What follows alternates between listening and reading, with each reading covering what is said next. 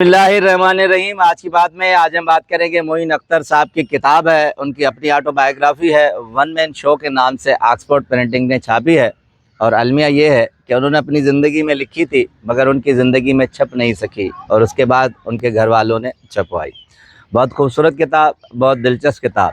उसमें उन्होंने मुख्तलिफ पोर्शन दिए हैं, टीवी के अदाकार और दोस्त, उसके बाद सियासत के, फिर फिल्म इंडस्ट्री के, और उसके बाद उनके ज़ाती दोस्त। तो सारा कम्बिनेशन बहुत खूबसूरत है।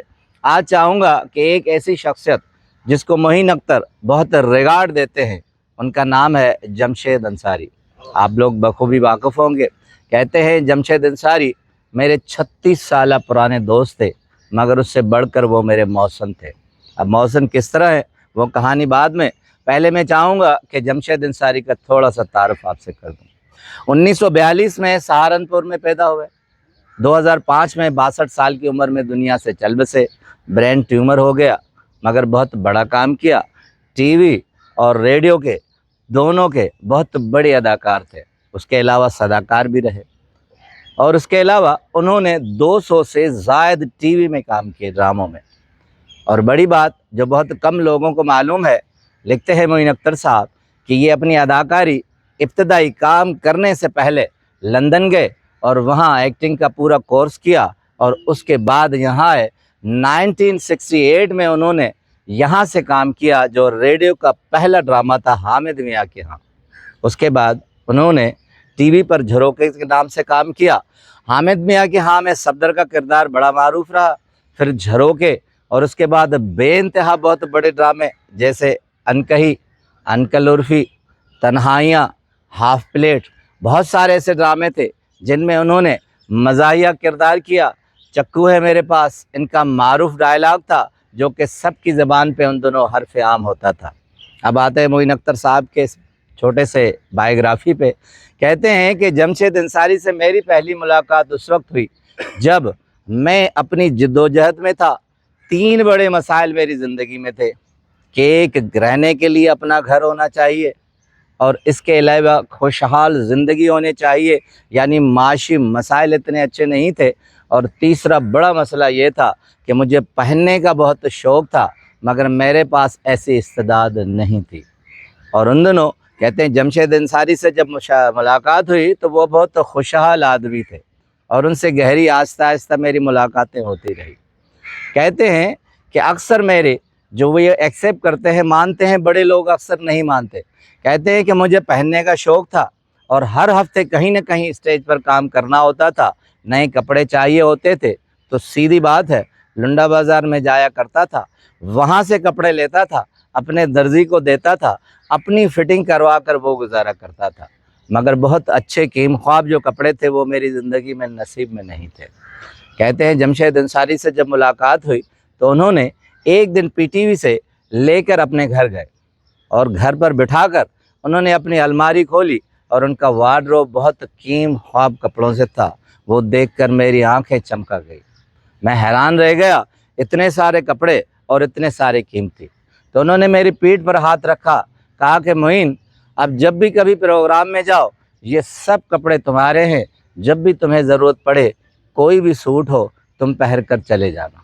अब कहते हैं मेरी ज़िंदगी पर बहुत बड़ा एहसान था, उसने मुझे ख़रीद लिया। हालांकि कहते हैं कि मैं बिकने वाला नहीं था, ये मोहब्बत थी, ये खुलूस था।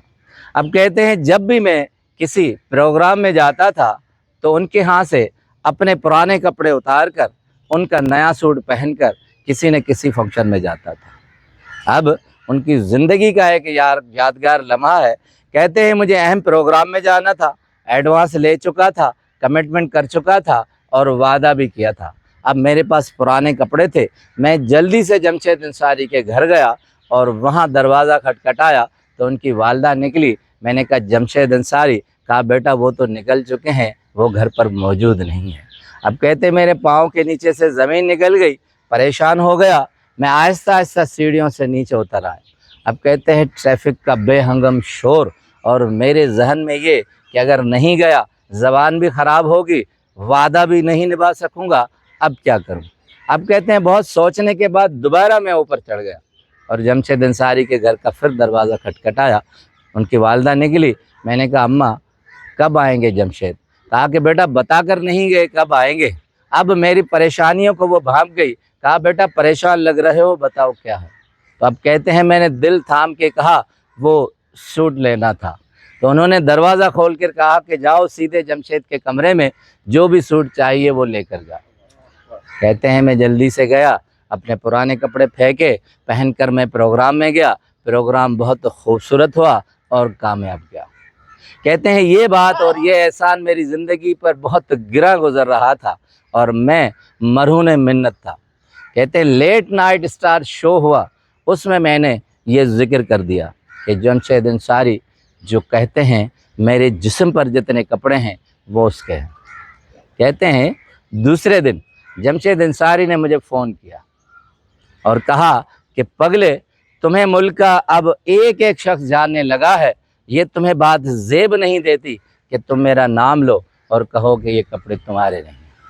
کہتے جمشید انصاری یہ کہہ کر رو پڑے. پھر کہتے ہیں کہ مجھ سے بھی رہا نہ گیا. میں نے کہا جمشید میں کیا اتنا کم ظرف آدمی ہوں کہ تمہارا احسان بھی نہ مانوں.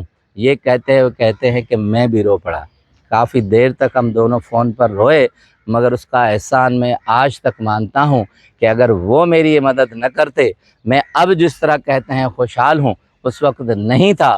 اگر میں اس وقت یہ کام نہ آتے تو میں اس طرح خوشحال نہیں ہوتا.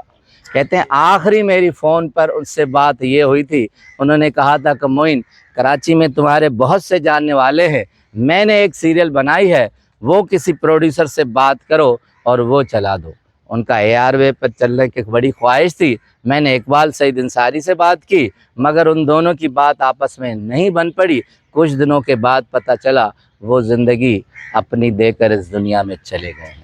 کہتے ہیں مجھے آج بھی بڑا افسوس ہوتا ہے کہ وہ میرے اتنے کام آئے، میں اس کا یہ چھوٹا سا کام نہیں کر سکا، مگر اس کے میرے اوپر بڑے احسانات ہیں. یہی زندگی ہے، یہی بڑی شخصیتوں کا خاصہ ہوتا ہے.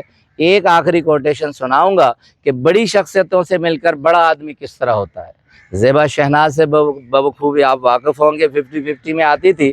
انہوں نے حالیہ ایک وسیع شاہ کے پروگرام میں انٹرویو دیا. کہا کہ عید کا دن تھا، مجھے معین بھائی کے ساتھ اسٹیج شو کرنا تھا. میں صبح جب گھر سے نکلی تو گھر پر بریانی اور قورمے بن رہے تھے. اسٹیج شو ہمیں دوپہر کو کرنا تھا اور 2 شو تھے. کہتی ہیں کہ ہم جن دنوں عید کے دوران پروگرام کرتے تھے تو ایک برگر والے کا ٹھیلا ہم ہائر کرتے تھے اور بریک ہوتا تھا تو وہ کھاتے تھے. اب کہتے ہیں دوپہر کو جب بریک ہوا تو وہ ٹھیلے والا آیا اور سب کو معین بھائی نے ایک ایک برگر دیا. اب ان کی پیاز کی بو مجھ سے برداشت نہ ہوئی. میں نے ایک ہی بائٹ مار کر معین بھائی کو کہا معین بھائی یہ کیا ہے کہ میرے گھر میں تو بریانی اور قورمے پک رہے ہیں اور میں عید کے دن یہ بدبودار پیاز اور برگر کھا رہی ہوں. تو کہتے ہیں یہ جملہ میری زندگی کا سب سے تعویذ بن کر نکلا جو مجھے آج بھی یاد ہے. معین بھائی نے مجھے ڈانٹ کر کہا کہ کھاؤ، یہ کھاؤ گی تب تمہارے گھر پر بریانی اور قورمے پکیں گے. اگر ہم اس طرح سیکریفائز نہیں کریں گے تب تک ہمارے گھر والے اس طرح موج نہیں کر سکتے. بڑے لوگوں کے ساتھ رہ کر بڑا آدمی اس طرح بنا جاتا ہے. معین اختر اتنے ہی بڑے آدمی تھے جتنے جمشید انصاری کو پیش کرتے ہیں. یہی صحبت کا اثر ہے، یہی صحبت سے ہمیں ملتا ہے. آپ کا بہت بہت شکریہ.